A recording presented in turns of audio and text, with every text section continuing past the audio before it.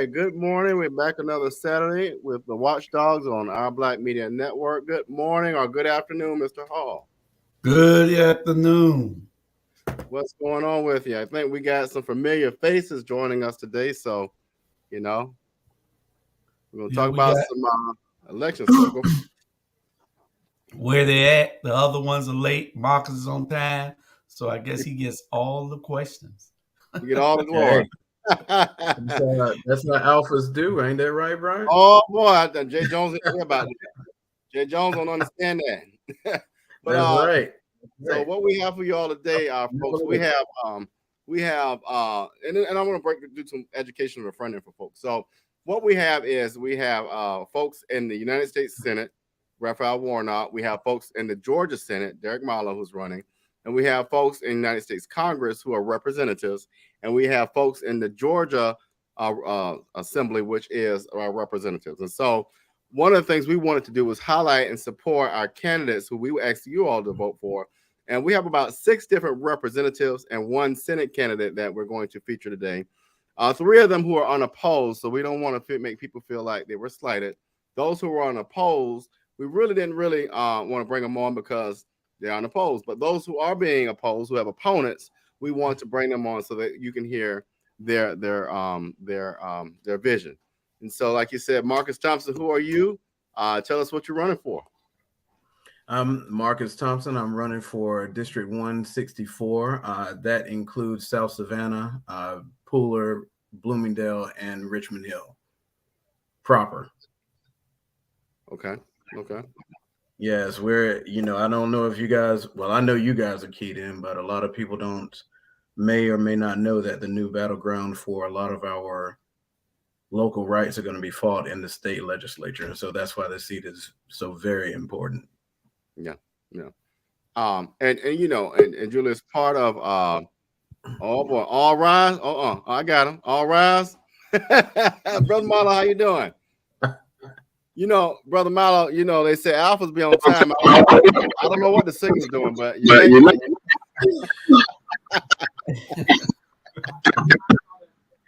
No doubt. What's going on? Go ahead, brother. Take your time.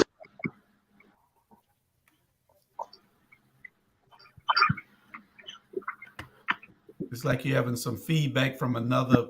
Yeah, you might have 2 devices.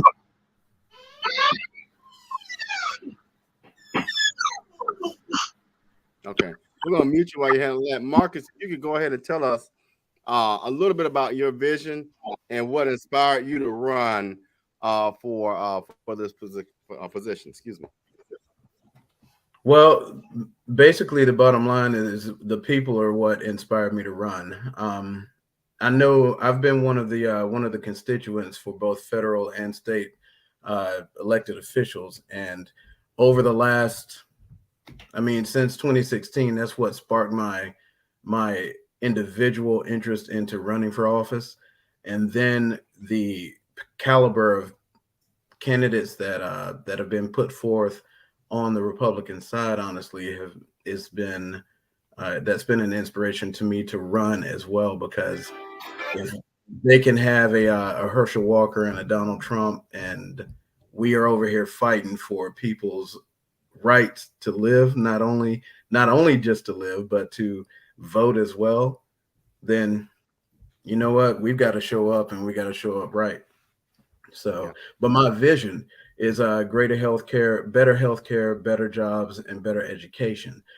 But when it comes down to it, man, we are in a healthcare crisis. That is my primary focus. That would be my primary focus, including not limited to going straight to HB 481 and trying to have that repealed. Abortion is healthcare. I feel deeply about that, and the fact that there is an assembly that is mostly filled with white men making a decision that takes away a woman's right to control her own body, that makes me a little bit nauseous, and I would fight to reverse that first and foremost. Yeah, and I'm gonna come back to the healthcare thing, but Julius, what I've noticed, and I gotta highlight this: when is the last time you seen 2 young brothers, young meaning under the age of 45 or 50, running to make a change in our county. That's a statement. I just got to. That's beautiful. And what's so great about it is they're both very intelligent, right, well-groomed young men amen, that can lead us for the next 30, 40 years. We don't want them to be like Al Scott was, but still. Oh, see, you messing up, man. You messing up. They're gonna be messing now. We're not gonna be here that long. No, not at all. Not at all. I got to go. But like Derek Marlowe, we did a quick education piece on the front end, and that Warnock is running for United States Senate. You're running for the Georgia Senate, and I want people to understand that because folks sometimes get confused. I thought Warnock. No, we got to get our civic education today, and sometimes I forget. So, Derek Marlowe, you're running for what? And tell us your vision.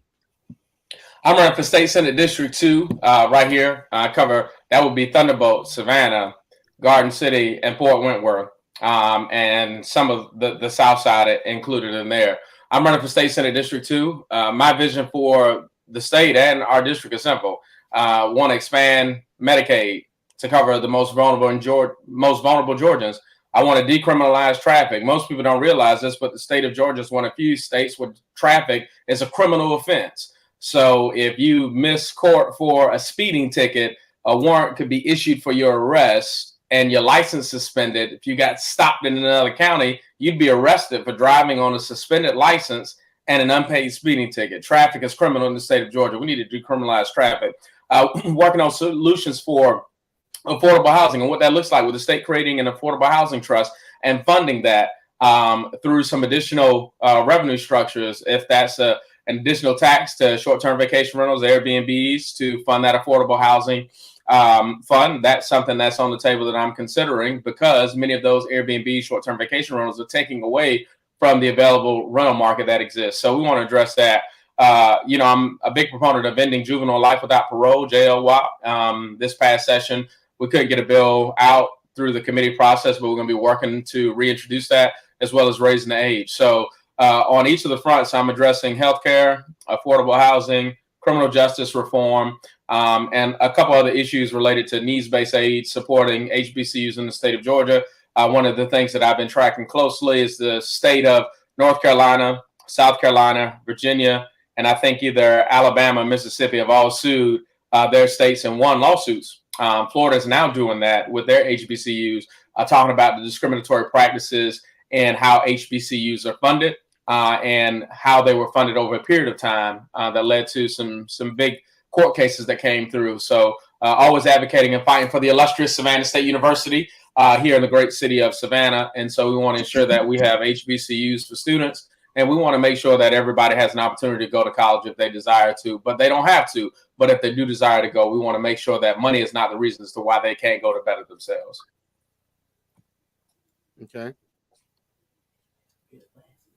Mr. Hall, you want me to keep going? I don't want to talk too much. Yeah, you keep going. I was just rowdy. Y'all know how nasty and get the folk now. So. Well, I'll send the link out. Oh, okay. Well, I want to talk about two things that you all touched on. Traffic. I've been known to get some tickets in my time, one every year, to be quite honest.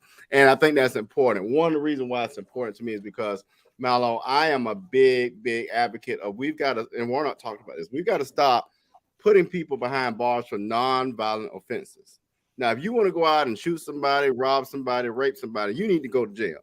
But if you happen to get a speeding ticket and I ain't paid because I ain't got no money, you don't need to be going to jail. If you happen to get into an argument and you slap somebody, yeah, you probably need a few days to think about it. But we gotta basically, what you're talking about is revised criminal justice reform, and I want to hear more about that from your perspective. So absolutely. So decriminalize traffic. If you can't pay the ticket today, a lot of these folks end up on probation, and probation is pay to play. So then the probation folks get to add a supervision fee, put them on a 12-month probation for a fine that they couldn't pay, and they have to pay the fine plus the supervision fee, plus all the other ancillary fees the probation tax on. Now, what was $300 just turned into $3,000 just like that. And it is almost like a pyramid scheme. If I couldn't pay the $300 today and you give me probation and you say, I'm going to put you on probation for 12 months to pay it. Well, guess what? That probation means what? If I violate, if I have another thing that happens, you could violate my probation. Well, that means I could go back to jail. So there are a lot of people sitting in jail where we have space requirements just because they can't bond themselves out. That's when you hear people talk about this taboo of, oh, cash bail, it's going to, set all the criminals free. No, the Constitution guarantees that everyone should have a bond. That's why you have a bond hearing, so that if you have a constitutional right to have a bond, so that if you have been charged with something, you have the ability to mount a proper defense. You can't mount a defense if you're sitting in jail. And so even if you get arrested for something, one of the folks that I was talking with as I was getting more in depth on this issue, young man was arrested because they said he had methamphetamines in his car. He had a nice job, nice car, and literally he took a plea deal to get out of jail because he couldn't get bonded out.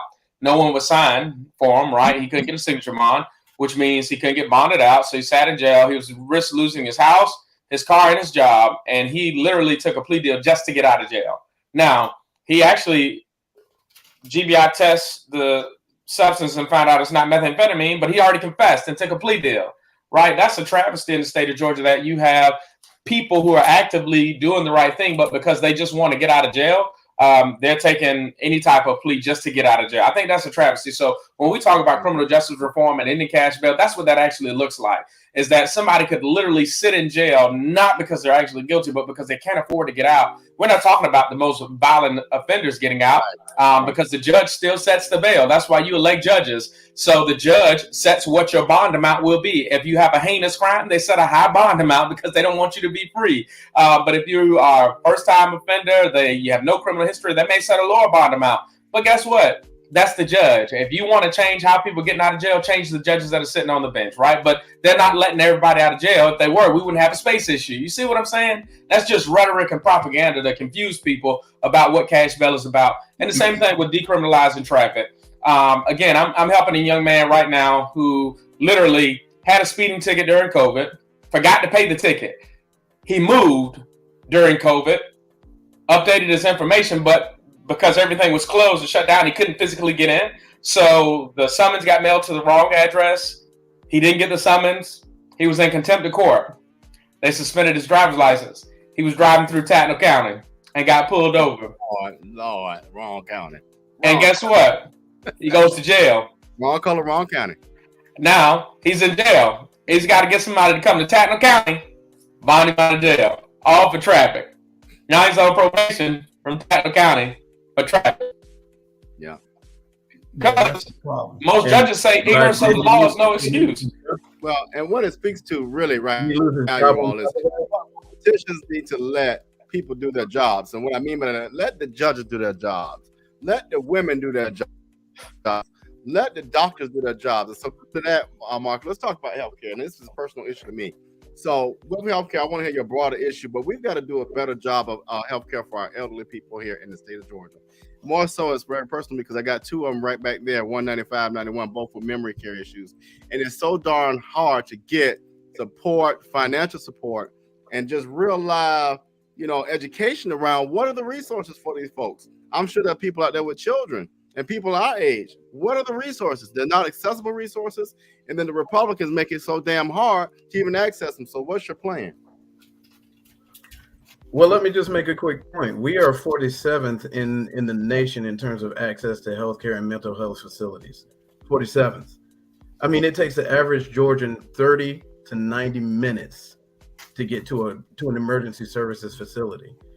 My plan would be to sit everybody down in the assembly and have a come to Jesus meeting with them, because when it comes down to healthcare, we have to make a plan to stop closing so many hospitals. We've closed 10 in the last 8 years. Another one is closing in Atlanta on November 1st, as a matter of fact. So we've got to, in my eyes, we have to use the $6.5 billion surplus that we are sitting on right now. That is unreserved and is undesignated, and use that to bolster our healthcare system. We have to extend Medicaid. I mean, I don't understand how we have not done it yet. Yes, I do understand it, because we have a Republican-led assembly, and they do not. It's almost as if it is if it's for the people, if it actually benefits individual Georgians, not necessarily a large organization or a large employer or businesses, it falls by the wayside. I was in a forum not too long ago where my opponent, Ron Stevens, said that we have incrementally increased or expanded Medicaid. But if we're doing that, then we're doing it just enough to keep it at bay. But we are in a healthcare crisis, and we've been in a healthcare crisis for at least as long as I've been here. Now, when it comes down to it, we need to make a big step. Stop doing it incrementally. And Derek, I know you are in the assembly, so you've seen this firsthand. We need to extend Medicaid today, period. That's $3.4 billion right there. So if you add those two together, we're looking at $10 billion that we are just we're not doing anything with. Mm-hmm. Why? So I'm gonna tell you why. We have this fantasy in Georgia about people are lazy and that they want a handout and that people don't want to work. Well, for what RG just said earlier on the show, that he's got a mother and father, 91 and 95, right? Well, I would consider if you had to leave your job because you couldn't financially take care of both of those parents, you had to become the primary caregiver every day, 24 hours a day, right, 7 days a week, nonstop. The state of Georgia, you wouldn't have healthcare insurance. So if your parents got sick, they might be covered. But if you got sick, oh, well, hey, man, good luck. Figure it out, bro. Hey, wish you the best. God bless. Because Medicaid wouldn't be available to you. But you have a full-time job, but it doesn't pay you, right? So that full-time job of caring for your parents is one of those things that we see in the state of Georgia that says you need health care. You don't have an income. But Republicans have this fantasy of making this an issue about someone going to work. Well, I can't go to work. I have two elderly parents here that I got to take care of every day. Would you like to come and help take care of them? I think because they're so removed from the plight of everyday people that they forget that when long-term care insurance was talked about, it was too expensive for somebody to buy long-term care insurance. It was too high. Nobody could afford that. When we talked about all of the supplemental plans to Medicare, it was too high. Nobody could afford the supplemental plans. And guess what? If you didn't buy them then, you can't get them now. So, again, that's the issue that people fantasize about this right to work. And to add to it really quick, Julius. As a matter of fact, just to add to that, Ron Stevens, as a matter of fact, he said that there are still people out there that there are no jobs that are offering minimum wage, and he believes that the jobs that are offered that are out there, all of them offer medical benefits. That is not the case. When you get a job in Georgia, it is not guaranteed that you're going to get medical coverage. You might have the ability to elect it, but medical coverage in a lot of places and a lot of small businesses and medium-sized businesses are way too expensive to elect. So if you go in and getting $30,000 a year, your medical benefits may cost a third of that, and that's untenable. But let me go back to this. Not just to mention that thing. I just thank God that I have a sense of spirituality. But you imagine this: you tack on what you just said, Derek, and then you tack on this. How many people in any situation have the opportunity to change the undergarments of their parents every day? That's a whole mental health piece. So we've got to address that too. I just thank God that I have a spiritual being about myself, because when you take that on to all the other things you do in life, you gotta really come to grips with it. This ain't what life's supposed to look like, but you got to get it done. So Ron Stevens comes to this from a space of privilege and ignorance, and so I won't go any deeper because he already hates Julius, and he gonna hate me by the end of this show. Go for it, Julius. He don't even know me. Well, he don't know me. Well, I one of the things, I got two things. One of the things is perhaps Representative Milo can help us with this. What is the number needed to flip the Senate and the House? Well, I know the House like the back of my hand because that's where I serve currently. In order to flip the House, we are at 77 seats. We need about another 13 seats. 13 seats. So we need the 164. We need the 161. We need seats out of Atlanta on the perimeter. We need seats in Dunwoody. We need seats in Brunswick. I mean, we need seats all over the state in order to get to that 92, because the constitutional majority is 91. If you give us 91 seats in the House, you're going to have some people that flip party, because there's power by being in the majority. And so there's some old Democrats that flip to be Republicans because they're the party in power. So if you want to be effective and able to go back to that home district, you got to have some success. So if we were able to flip the House and get 91 seats, pick up another about 13, 14 seats, we'll be good. We'll be able to elect a new speaker. We'll be the majority and not the minority. That'll change. In the state Senate, I think you'd have to get to about 35 to be in the state Senate. I think we're in the 20s now. State Senate is a lot harder to get to. The House will flip before the Senate because of gerrymandering and reapportionment. They've drawn some of these Senate seats so backwards that you really need to draw them fairly to accurately reflect Georgia. But since these maps a lot for the next 10 years and the population is doubled, it's going to be harder to flip that one. So about 35 senators. Okay, now this is something I have for both of y'all, because I ran into an incident this morning, and one of my things when you're running for office is GOTV. We got to get the vote out, and I had a call this morning from a young man, 25 years old, that I mentor. And he said, who do I vote for? Should I vote for Herschel Walker? And I said, huh? He said, aren't they just trying to defame him and sully his name? I said, no, they're telling the truth. He's just an idiot. He's dumb. I said, no, they're telling the truth. He's an idiot. I said, don't vote for her. She said, well, who do I vote for? All these candidates that I saw on the sample ballot, who do I vote for? I say, vote for everybody with a D by your name. I said, I don't have time to tell you all of it now. I said, but vote for everybody you see that got a D by their name. And he said, okay, I got you. He said, I say, but this is the thing. These young people are not engaged. They're not paying attention. And we want them to vote, but how do we reach them? We got to be able to reach them. There are all types of programs out there, but see, we can't count on just one, like 100 black men. We got to be able to reach these kids that are out in the streets also, that still have their voting rights. We got to be able to reach all these young people that Fair Fight and People's Agenda and APRI and all of them, they had massive voter registrations throughout the state. Millions of people have been registered to vote now.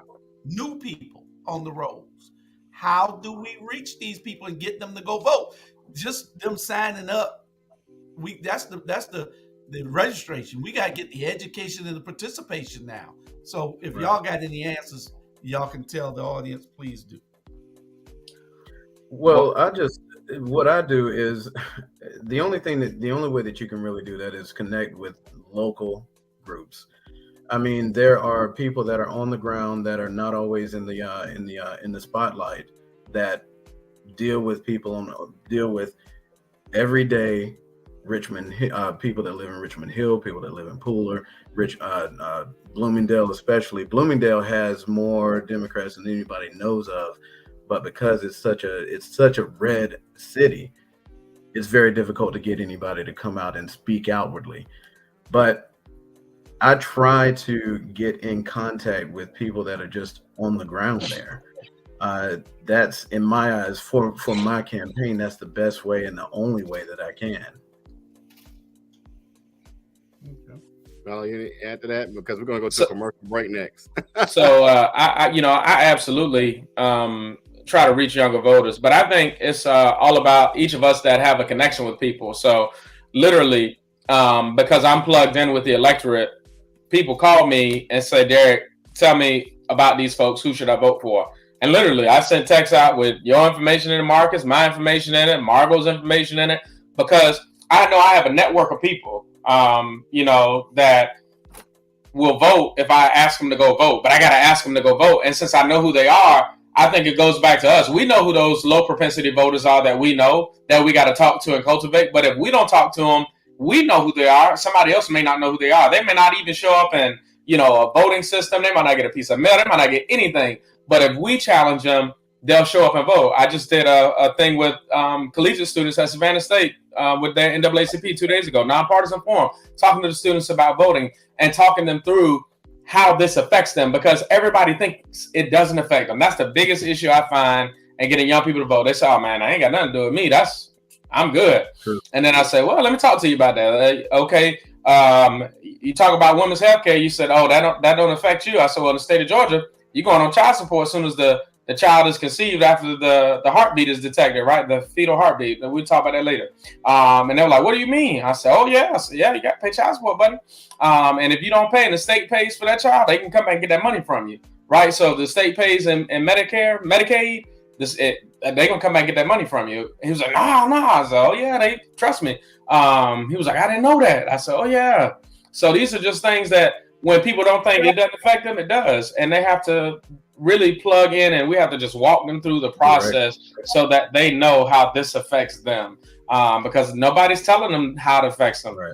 They just think it's one side and ain't got nothing to do with me. I'm good, until you tell them how it does affect them, and how your grandmama won't have health care, and how your sister, if something were to happen, her doctor may be very religious and decide he won't give her an accurate medical diagnosis, which we know is happening to Black women 5 times more than anybody else. And in fact, that's why our motherhood mortality rate is so high for Black women, is because we're oftentimes underdiagnosed and misdiagnosed. And so when you make it plain like that, folks can pick it up and say, okay, I see where you're coming from. But we all have a duty to tell the younger folks to vote. But then it's not just younger folks. We got to tell the old folks they can't stay home. I talked to a lot of older voters who said, baby, I done did that. Y'all got it now. No, we don't have it. We don't have it. I need you to go vote. We ain't there yet. Just give us a couple more years before you give up. Come back out. We get you to vote. That's it. All right, gentlemen, we're going to hit a quick commercial break, and then we'll be right back. Hold on.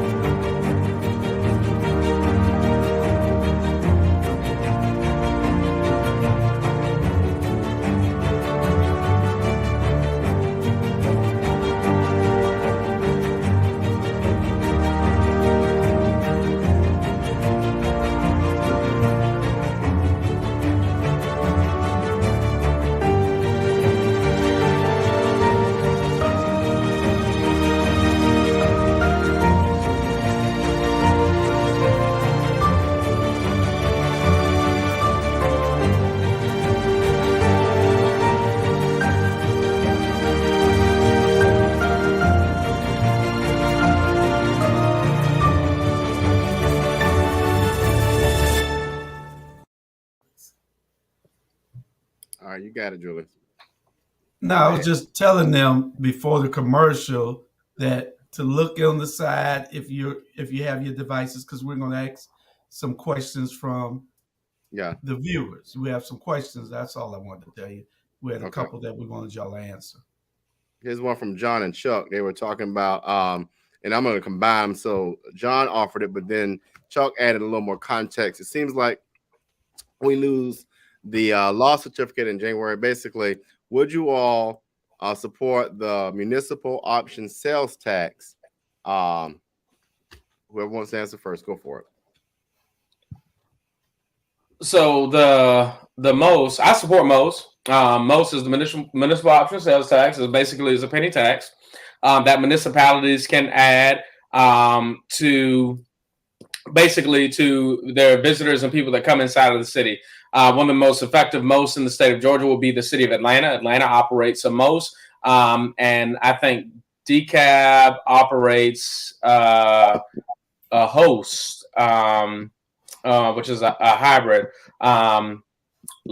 local option sales tax that they have there. So Atlanta's most works very well, but they're going through loss negotiations as well in Atlanta. I think municipalities provide more municipal services than what our county counterparts may provide. I know the people from the county are going to say, hey, we do great work. But when I look at, the investment and the return on investment, when you look at the people who are paying for that, I mean, the city of Savannah single-handedly invests a significant amount of its revenue in tourism. And because of that, we've been able to enjoy all of these splashes. But residents of the city of Savannah, I'm a city resident. I live in the city of Savannah. I got to deal with tourism. I have to deal with tourists. So for me to see another municipality like the county take a larger share, when I got to deal with the tourism, to me, I find that a little more gut wrenching to have to look at, because if the city loses the lost negotiations, then that means that they're just going to have to raise the millage rate, which will affect people like myself who are property owners in the city of Savannah.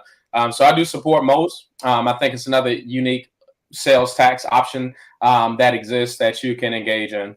And it's just the 1 penny tax, but that 1 penny tax goes to primarily support infrastructure, I think, in, waterways and sewage and things that those people who come into the city that don't live there impact. So I support the most, and Richmond Hill or Bryan County has a SPLOS as well. And so, but the thing is, the majority of the people support it as well. And when it comes down to what I'm doing and what I'm running for, it's going to be to represent the people. I believe in a democratic representation, and that means that the one listens to the many.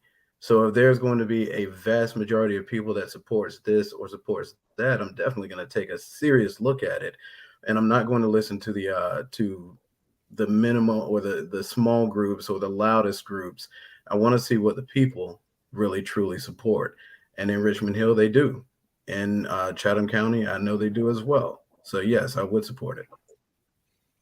And then, Julius, I think you should ask this question. Looks like you know this young lady. Yeah, she's asking a bunch of questions, but that just one of hers. I told her she need to just come on the show and ask the questions. She got to have her own show. We need an education show, but she don't want to do the education show. Maybe when we get all these people in office, we'll be able to put all of you together so y'all can ask these questions of one another, because they need you all on the state level to get this money funneled down so that they can do the things they want to do. But she's Dr. Tanya Howard Hall, school board rep for the District 8, and happens to be my wife. She wants to know, what are your plans to change the antiquated QBE, that's the Quality Basic Education Act formula, which has been enacted into law since the 1985 session of the Georgia General Assembly. 1985. I mean, that should tell you everything you need to know. The fact that we have not been able to, we haven't taken a serious look at this since 1985. Guys, I mean, my daughter's 14. She was not alive when this took place. I believe that we have, and you know what, to be real honest, is very little is going to be moved until we can really flip enough seats to get the right people in the right seats to make something around this act happen. But we've got to start somewhere. The first thing that I would really like to see happen is the state to provide a weight to the QBE for underrepresented and impoverished students, because currently there is a huge gap between students, children that are growing up in very dire circumstances, and their colleagues. You walk into the same building, you have the same teacher, but you have a huge gap between reading levels, understanding and comprehension levels. There's no currently there's no weight to that. Also, I would like to see more counselors, student counselors added into the QBE as well, because right now the ratio is 1 to 450. I believe it's 450 students.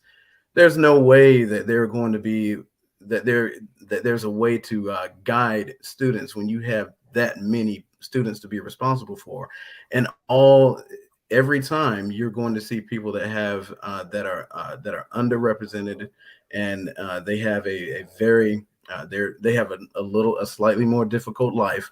They are going to fall to the bottom, and they will not get they won't be concentrated. They will not get the proper guidance. I remember that when I was in high school, I was right. I was above the middle, I guess you can say. But I can honestly say,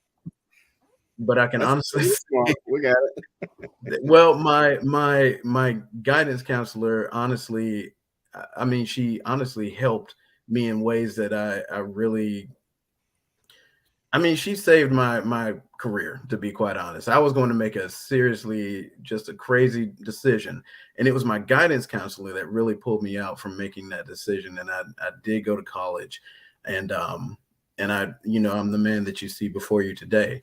But I mean, we've got to take a serious look. And again, until we get those seats flipped, we're not going to take.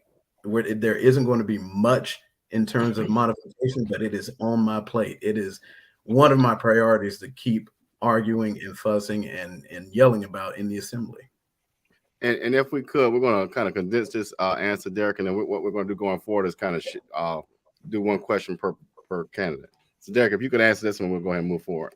Yeah, absolutely. So let's talk about the quality basic education formula. This is how rural Georgia benefits over the more metro cities. So you have your FTE, which is your full-time equivalency. You get your full-time equivalency. You get salaries and operations, right? Then you get how much money you would be allocated in QBE. Then once you get that number, you take your local millage rate that the school board collects, take that off the top, and then boom, once you minus the local mill out, that means this is what you're left with in QBE dollars. So if you're in a city who has a lower millage rate, right, so meaning you are collecting less money, you're going to get more from the state. But let's talk about some of the ancillary services that we know more metro and urban areas need. We need more social workers. Well, I think that's the formula is like 3,000 to 1 for QBE. And it might be in between 2,500 and 3,000. I can't remember the exact number. So that's the number, to 1, right? So that many students to 1 of those social workers. The other issue that we lose out on is when you deal with salaries. So pre-K teachers are not on the full funding schedule, right? So meaning they are not paid like a K-12 teacher, right? And so believe it or not, in the state of Georgia, fun fact, kindergarten is not required, only first grade. So we talk about wanting to be the best state, but we don't even require kindergarten in this state. So you look at pre-K, teachers got to get funded, got to have classroom space for students. Wait a minute, pre-K. Who's funding pre-K? Pre-K is a lottery program funded through the lottery. So it's not 100% funded. So meaning your local mills have to go to fund pre-K if you want to have pre-K program. So when you look at the disproportionate amount of how funding comes out from QBE, also transportation, not funded in QBE. So more urban, more metro areas, you got more kids to pick up, more bus stops. Well, if transportation costs and diesel and fuel go up, well, that means your local millage rate has to go to fund that. But guess what? You're losing money because the QBE formula says we got to take away whatever your local mills are. So if you raise more, we got to take more, which means you got to do better with more money. And so I think there's a big issue of how that's allocated. But if you're in a more rural community and your millage rate is not as high as it needs to be, well, guess what? You get more money from the state. So you benefit. I tell people all the time, Gwinnett County benefits from the QBE formula because they have had a boom in population, but haven't had to raise their millage rate so high because guess what? They have more people paying property taxes because they boomed. More people paying property taxes, we don't have to raise the mill. So now I get more money from the state. So when we talk about the disparities in QBE, it definitely penalizes more urban areas. And so until you can get a form or even in addition to the formula that recalculates how things are weighted, we know that children who are in poverty that go to public schools need more wraparound services. And those services need to be in the form of more clinicians, more social workers, more school counselors, and some of the other additional teacher helps, paraprofessionals. Those are things that the district, takes care of 100%. And I think when we look at how much money the local school district gets, they may get a lot of money, but when federal money comes into the local school district, it's got 30 strings attached to it.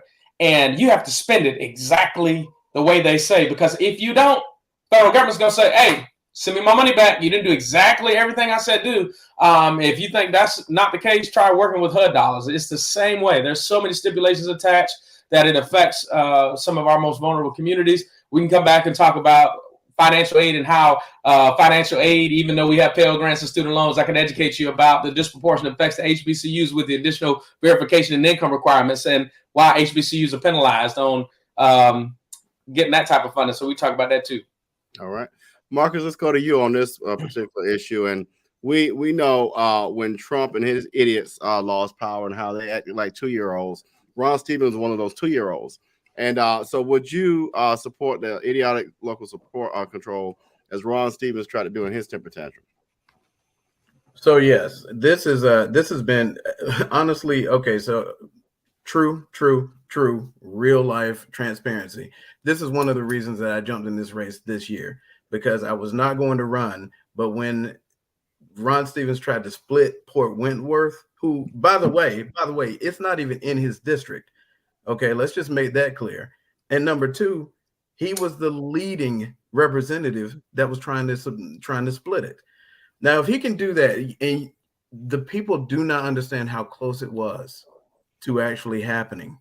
Okay, let's just put that out there. It is very simple to do it. There just needs to be a majority vote on it. They can do the same thing in Richmond Hill. They can do the same thing in Pooler. They can make a North Richmond Hill and a South Richmond Hill. And of course, all the dollars are going to go to a certain to one of those Richmond Hills, and guess which one it will be. Okay. I do not support that in any way, shape, or form. When I found out about it, that was the moment that really broke the camel's back for me. I was not focused on running for this race, but man, when I heard that, along with a number of other things that he stated, and then the Roe v. Wade choice came out, I couldn't sit still. I mean, I was burning, and I had to get back out there and make him fight for this seat. And when it turns out on November 8th that I'm the winner, he's going to be a little sorry that he did this. It is a dangerous game to play when you can just split a city in half. That's not even in your district. Richmond Hill, Pooler, Bloomingdale, South Savannah, those are in his district, and I can promise you that I would never do anything like that. Well, that's definitely good to hear, Julius. One of the things we hear Keisha Gibson Carter, 68th mayor of Savannah, talk about the port, and it intrigues me and it disappoints me that in Chatham County we have a poverty rate when we have a port that brings in tremendous dollars, and the state takes that money from us. So, Milo, this is a great question from former County Commissioner McMasters. Should the port pay some of the President Street train on and off ramps? The trains are hauling port goods, and we got some damage around the area. Even with this infrastructure issue that we slept on for years, what are your thoughts around the ports and this question here?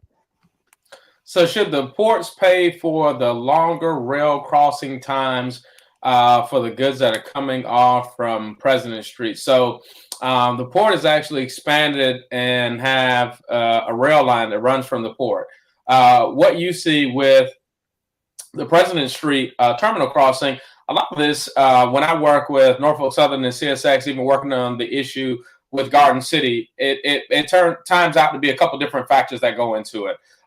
Just like having the horn blaring when they ride through the city of Savannah at 6 a.m. I live by the river, so I hear it every morning, right? As federal regulation requires them to blow the horn. Federal regulation requires them to do certain things when they're switching tracks. And then they also have, just like Department of Transportation on truck drivers, they sometimes have conductors who are timed out. And so while they may have been waiting for a long period of time and they were pulling the train and they timed out. They can't move the train. So you got to get another conductor and engineer. So there's also some staffing issues that go into that. And so I think the port has done a good job trying to alleviate some of that truck traffic by putting things on rail. Rail is a little bit more safer in getting it to its destination. But I think some of this also goes back to the individual rail lines that are operating the rails. If you think about the federal legislation that enacts the railroad, they have single unilateral power to where the railroad goes through.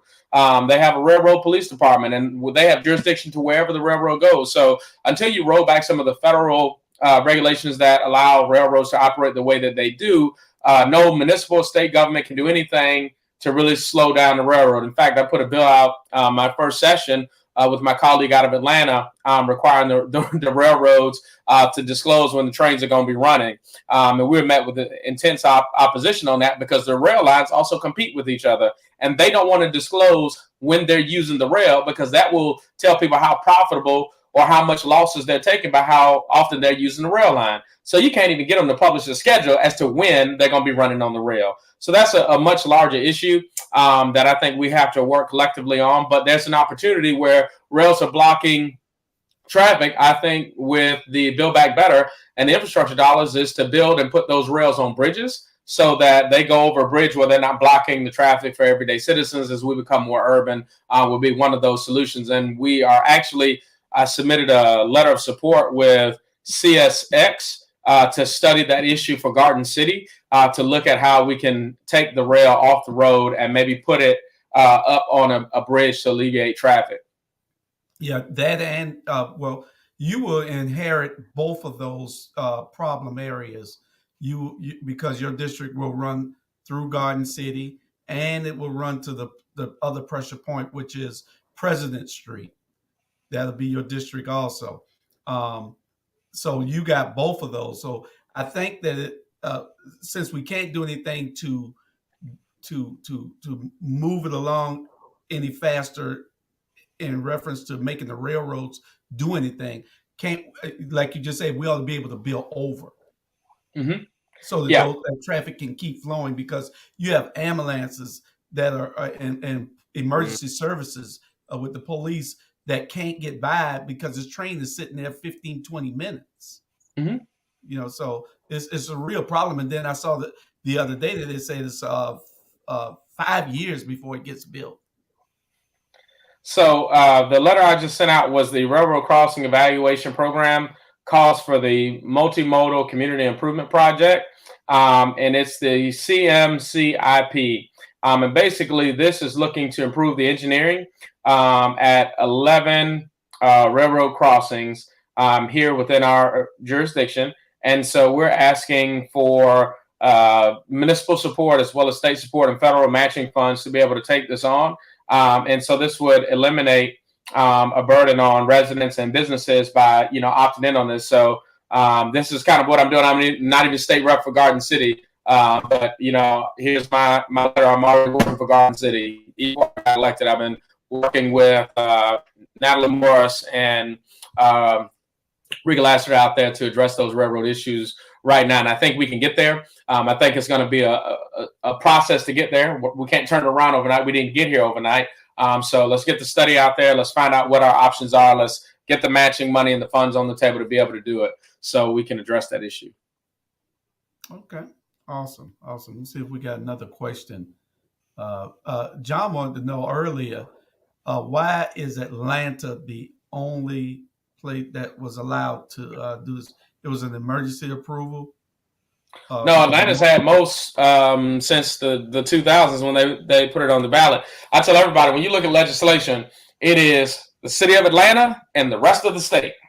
Atlanta comes to the forefront and has some of the most investment from the state goes to Atlanta because they invested in Atlanta. That's why Atlanta is the metro city it is today. That's because the state has continued to invest. And so when I go to Atlanta, I tell everybody, I love my colleagues on the Democratic side that are from Atlanta. I think they're great people. But when it comes down to the city of Atlanta versus the rest of the state, them and I see totally different about different things, especially when it comes to intermodal transportation. The state, funds MARTA single-handedly. Right. But when I talk about intermodal investment in public transportation outside of the more metro area of Atlanta, I'm fighting for Chatham Area Transit in Savannah to get more funding so we can have regional transportation. Right. But guess what? That money doesn't come out of Atlanta. It goes back in investment and transportation in Atlanta.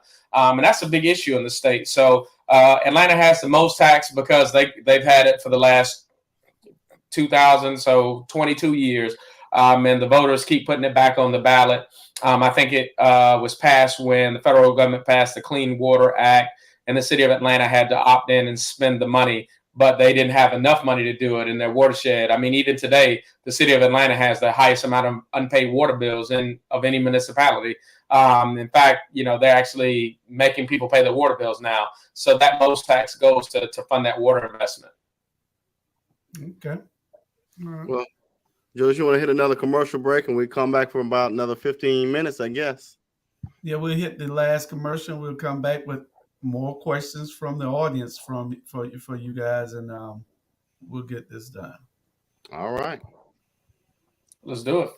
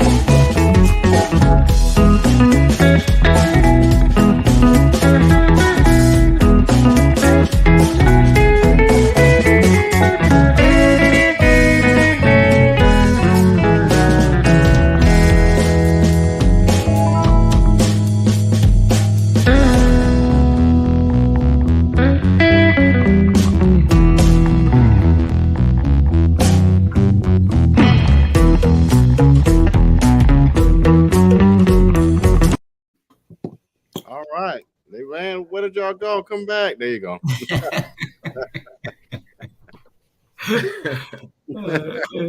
Well, they done left us. But no. All right. Julius, I don't see any more from the audience. Well, you got Ivan Cohen said, Representative Mallow, what you just say sounds really like two Georgias, Atlanta and everybody else, which is correct. Which is correct. That's what he just said. That's what it is. And we got to get away from that. And the only way to do that is to, and I don't know what it'll change if we flip. It probably ended up getting worse. Well, here's the thing, and I'm going to put it out there, and this is a big DPG problem, Democratic Party of Georgia problem, and the chair, the past chair. We've got to stop pulling everybody out of Atlanta. Just because you live inside 285 don't mean you're the only one qualified to run for state office, period. And we got to stop that mentality. Well, so the problem is Atlanta got the votes. I talk about this all the time with Lester Jackson. Lester won everything on the coast for labor commissioner, but he didn't win North Georgia and Atlanta. And, on the Republican and the Democratic side, if you look at past races, when Eric Johnson ran for lieutenant governor, he was out of Savannah. He couldn't win. You look at the former congressman of the first, Jack Kingston ran for U.S. Senate and lost. It's hard to win being from Savannah. Al Scott lost labor commissioner being from Savannah. When you look at running from Savannah and the base, and so many voters are concentrated in the metro area in Atlanta, man, that, million plus votes right there. I mean, it's until we start outperforming in everything outside of Atlanta. We need the Macons. We need the Augustas, the Chathams, the Brunswicks. We need all these counties to start performing and performing so well that we could counter affect Atlanta. So we can say, no, if you want to win statewide office, you got to come through I-16 to 75. Right. But right now they say all I got to do is get on 285. And if I stay on 285, I'm good. And that's a circle. That's it. Yeah, you're absolutely right. Because one of the things I see is that when these candidates are coming here, they're coming just for show, it seems, because they're still rallying the people that are already with them. You have to go out and get these people, like I said earlier, who aren't engaged. These are the people, these are the difference makers, because Chatham and in this area, we're going to vote blue. So you have to go and get those people to push that number up to make that difference. If they left 70,000 votes on the table last time in this area, that was enough for her to win, the last election. And until they come here with a seriousness to understand that include everybody, because they're leaving people out. Believe me, I know they're leaving people out who can make a difference. And then you don't want to piss those people off, because then they're going to sit back. And I know several of them who are sitting back and not doing anything, period, to help, because they feel left out. And the thing is, they got to come here and include everybody and not just be in a tunnel, you know. Yep. But that's just Well, my I think that goes back to it goes directly back to leadership, not only in the state party but locally as well. You know, we have as leaders, you all know that we sacrifice and we do the duty, whether or not we have time for it, whether or not our family enjoys it, whether or not we want to do it. We do it because it is what the people need. That is what is required of a leader in this area, in Atlanta, and in the state of Georgia. And when it comes down to it, we've got to consolidate the leadership in Chatham County. We have to, period, point blank. And when we consolidate leadership here, Atlanta will have no choice but to take notice, period. That's correct. And until we do that, it's going to be the same story. Yeah. So as we shift gears and go to a different angle, I know that you both raised some really critical pieces earlier on that we may have not covered. So what would be each? Derek, what would be that one thing you wanted to talk about that we have not discussed? And then same thing for you, Marcus.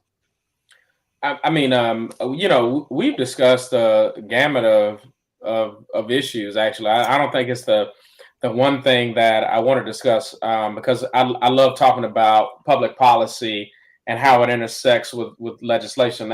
That's kind of like one of my shining stars when we have these type of conversations. I would say this. I want to talk about why someone may ask, why don't we see the change that we want to see immediately, or why don't we get this, and this? And I want to talk about the legislative process because I think a lot of people don't realize that it takes a lot of work to get a single piece of legislation passed. In fact, you have to not only move through the committee process and get out of committee, and in the Republican-controlled legislature, you got to convince a majority of Republicans on the committee that your bill is a good idea.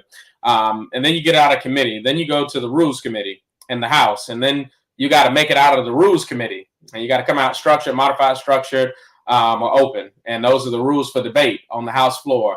If it's modified, they've modified the bill and the debate calendar as to how it can be debated. If it's structured, it's a time limit on it. If it's open, I mean, we can go all day and debate this bill. Ain't no time limit on it.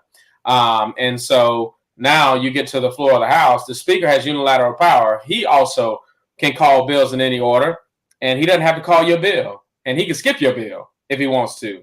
And then if you're lucky enough to pass a bill in the floor of the House, you got to wait till a crossover day to go to the Senate and do the same exact thing over again.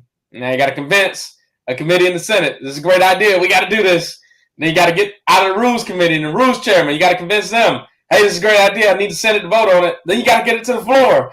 And then you got to hope the Lieutenant Governor calls your bill for a vote and that they don't suspend the rules and go out of order. And then you hope that after you do all of that, it makes it to the governor's desk. And in 45 days, if he doesn't sign your bill, it will become law. But in those 45 days, if he vetoes it, you're back at square one again. So this is the legislative process, right? This is how the sausage is made. It's not as easy. You got to work like hell. You got to make friends across the aisle. Sometimes you got to ghost write and add it on to another bill, find a writer, try to do all this stuff to pass a bill. And you would say, Derek, it should be easy to do this. It's not. It's not easy because you got 180 personalities in the House. You got 56 personalities in the Senate, including your own, because sometimes I don't even like myself. So I look at my shadow like it's moving funny some days. I appreciate that comment. So when you look at it and you're honest, I mean, there are days I don't like myself, right? I don't like myself some days. I get frustrated myself. So looking at all those people trying to make it happen, it happens. And some days it happens and some days it doesn't happen, but you got to keep working. You got to keep working on compromise. And I think that's one of the biggest things that I will say that we've lost in the legislature and even in the community is the ability to compromise, because we either want it all our way or they want it all their way. And we won't come to the middle and agree on half and half. My grandma always used to say, half a loaf is better than none. But folks have made this mindset that if I ain't getting the whole loaf, then the hell with the loaf. And that's on both sides. That's Republicans and Democrats. And I would say Democrats are more amenable to work with folks than Republicans are. They really have entrenched themselves in it's either the whole loaf or it ain't nothing. But I can fight another day if I can get half of it today. Then I can fight to get the other half tomorrow. What I can't fight is when I'm not in the majority and I'm fighting for a half, and they really only want to give me a slice of the bread. And really not even a slice. They want to give me the end of the bread. If y'all from Savannah, we call that the bunkie piece of the bread. They want to give us that piece of the bread. And so that's the piece of bread they really want us to have. And so you fighting, and then you try to explain this to folks, and they're like, well, hell, you ain't did enough. I'm like, you see the grants I got?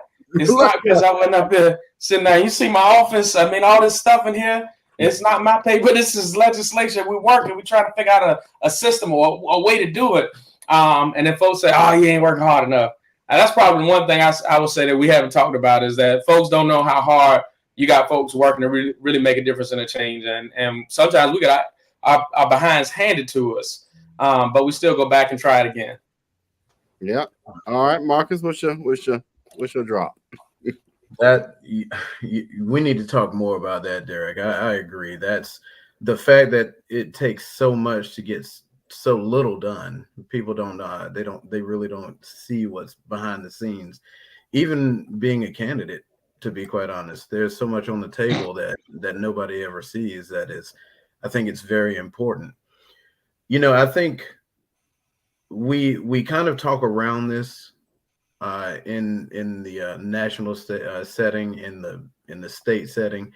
We have lost relationship in the ability to nurture relationships and conversations, and I think that has been to the detriment of the individual Georgian.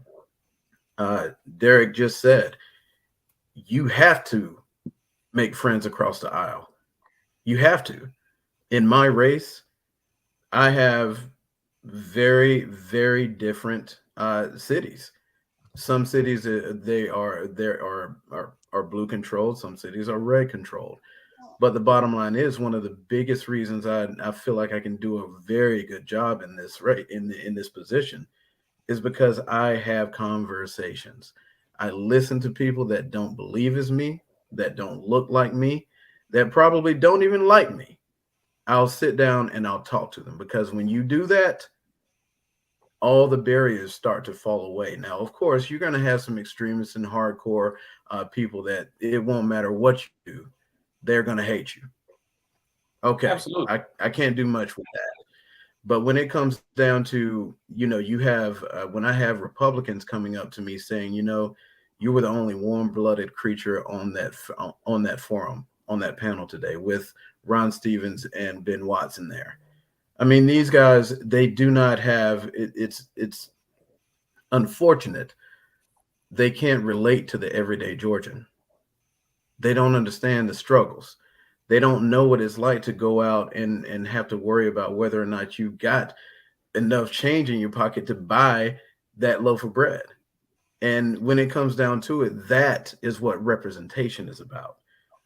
And I believe that once we get a chance to talk around that subject, when we talk about the fact that, yes, you can't do it all with all Democrats, especially right now, because we're not in control. You have to reach across the aisle. You have to get the important things in bills where they may not normally be. But we also have to start understanding that we've got to start bringing up relationships, focusing on relationships, and having conversations.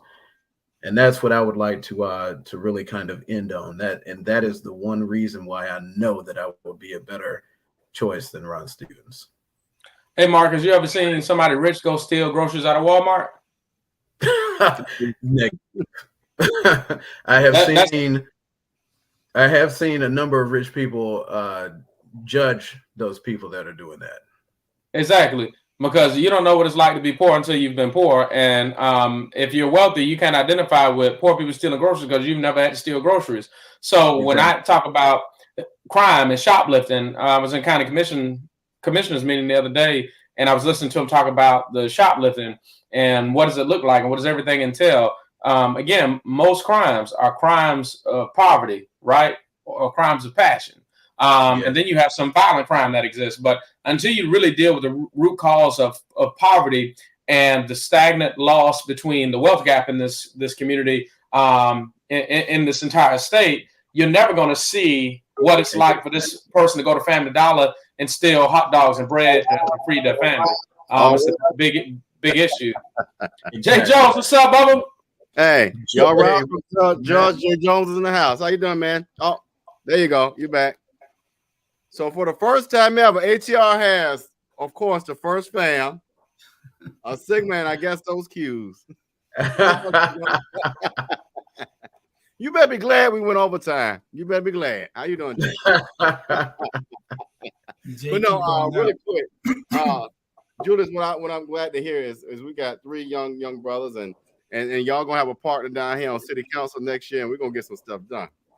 And that's part of what I want to say. What we have to do, and you know, this is a call to you two, especially, and to Jay and to Robert and to everybody that's going to be on all these elected positions. We have to build a machine. If we build the machine, then nothing can be penetrated. If it's well-oiled, a well-oiled machine can do anything and make the changes necessary to do what's necessary for those people who put you in office. See, when it's not selfishness that everybody's out there practicing. Right. There's a lot of people practicing selfishness. Right. And what egos and selfishness. Elected by the people. Right. And we got to get those egos out the way. And what we have to do is sit everybody in the room, call a meeting. If they don't show, then we call them out. But we have to be able to put everybody in the room and say, we about to work. What do you need? I need to know so I can see if I can make some deals here in Atlanta to get it done. You know, right. And that's what needs to be done. I don't see it. No, I know a lot of people tell me all the time, "Oh, we talking." No, we need to see y'all talking. Yeah. We need to see y'all talking. That's what makes the difference, because then we are motivated to help you if something isn't getting done. Right. You don't need to talk behind closed doors. You need to talk so we can see you, so that we can come out and help you. We got to start letting everybody in the room. Everybody got to come in the room. And we're more powerful together. When we're operating outside of each other, we're weak. So and I agree with you. An example of that, honestly, if we had a conversation at the state level, in the Senate and the representative, T-SPLOS wouldn't have an issue right now. T-SPLOS would pass, and we would have some real solid, sensible projects, right?